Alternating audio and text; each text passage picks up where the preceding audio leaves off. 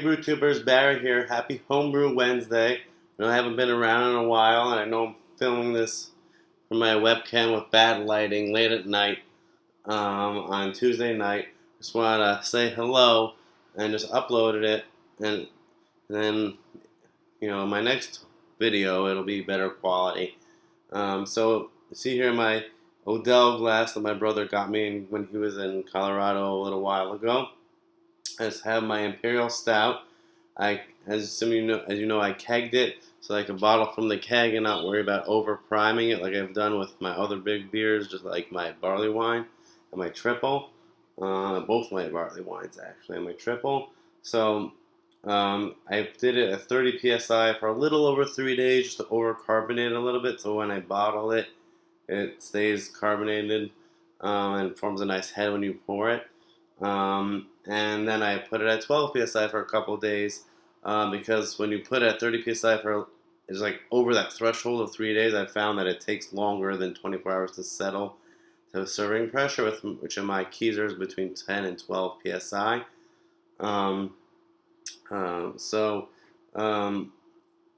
As you can see here, I just poured myself a tiny bit. When I pour a full glass, it pours a nice big head, but you can see there in the picture, it did clear out really nicely. It's still pretty much dark brown, but it's very close to Imperial Stout color, and the head is a nice light brown to khaki. And it looks so great. I was pouring myself a full glass earlier today, and it had like a nice cascading effect, and it formed this nice pillowy head on the top. So hopefully in one of my next videos, I'll be drinking a full glass, and maybe I'll film the pour so you can see how it pours. But I should note that I did fill 6 bottles tonight, which is why what sparked me to film this, so I could bring 3 of them to my the Bitter Nesters bottle swap, which Bitter Nesters is my local homebrew shop, and every Wednesday, first Wednesday of the month, they have a bottle share. So I'm bringing it to that because I skipped September 1, so I'm looking forward to sharing with them. And the other 3 bottles that I've bottled will just be, I'll keep them in the fridge for a couple days just to have the CO2 locked in, and then I'll age them with the rest of my beers for a while. And every time I fill bottles to go to like a meeting or something, I'll put extra aside just so I have at least like 12 bottles of this batch aging for at least 6 to 12 months. So to go in for the aroma and the flavor, there's a lot. When you smell it, you could smell the hops. U.S. Goldings and Chinook. There's a little bit of roast, a little bit of dry cocoa, dark chocolate, dark fruit, and the dark fruit really comes out more in the flavor and as it warms. So let's go in and for the taste. Cheers.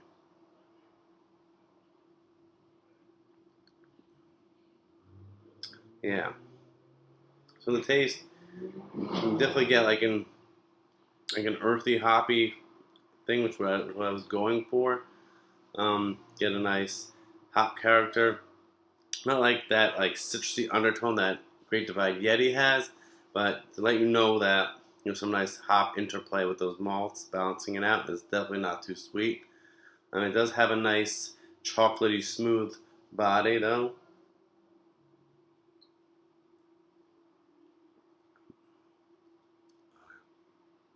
And with all the hiccups, I keep telling people, I feel like I'm bragging, but it came out so good.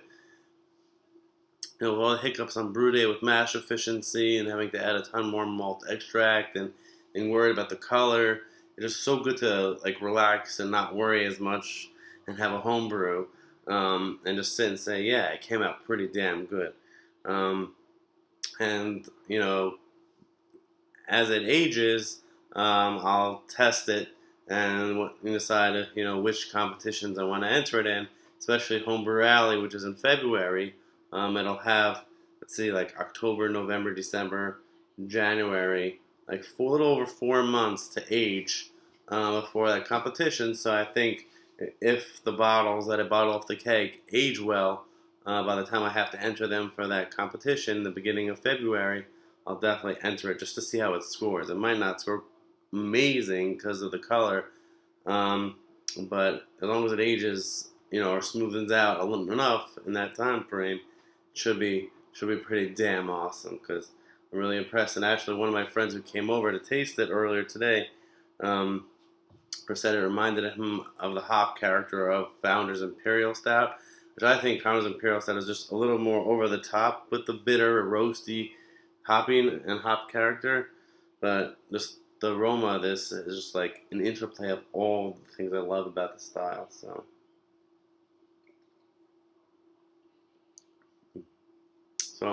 again, really impressed. So what's coming up in the Brewed Palate, Holy Brewing Company? My next beer, which I'll be picking up ingredients for on Homebrew Wednesday, is a quad. And I've always wanted to brew a quad.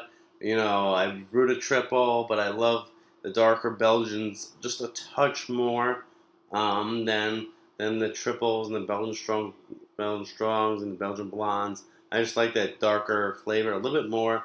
And I do like my barley one, and now this Imperial Stout. I do want to incorporate a big Belgian into my lineup for like a beer that I brew once a year and have vintages lying around to do verticals with. And in order to start that, but this one I'm going to do it smart, and I'm going to brew a test batch for this winter, and then if that recipe comes out good, then I'll brew it again towards the end of the winter to have it age for the following winter. So that's my plan. I have the recipe. I should be able to get the ingredients.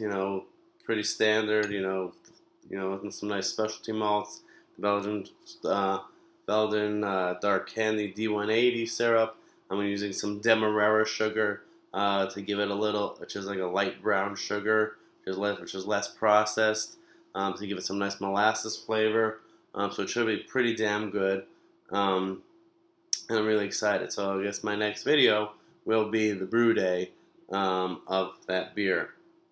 So I'm looking forward to that.